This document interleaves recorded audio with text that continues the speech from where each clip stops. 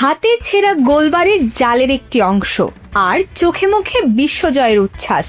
ছোট্ট কেইন দৌড়ে গিয়ে জড়িয়ে ধরে বড় ভাই লামিনে ইয়ামালকে।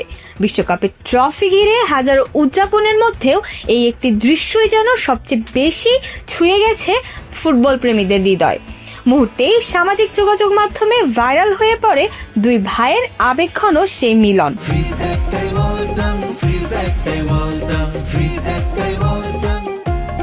মাত্র ১৯ বছর বয়সে স্পেনকে বিশ্বকাপ জেতানোর অন্যতম নায়ক হয়ে ওঠেন ইয়ামাল, আর তার এই ঐতিহাসিক সাফল্যের সাক্ষী ছিলেন পরিবারের সবচেয়ে ছোট সদস্য কিয়েনো। গ্যালারিতে বড় ভাইকে উৎসাহ দেওয়া থেকে শুরু করে শেষ বাঁশির পর মাঠে নেমে জড়িয়ে ধরা, প্রতিটি মুহূর্তেই ছিল অকৃত্রিম ভালোবাসার ছোঁয়া। বিশ্বকাপ জুড়ে কেইনের নিষ্পাপ হাসি, উচ্ছ্বাস আর দুষ্টুমি ভরা উপস্থিতি ভক্তদের মন জয় করেছে।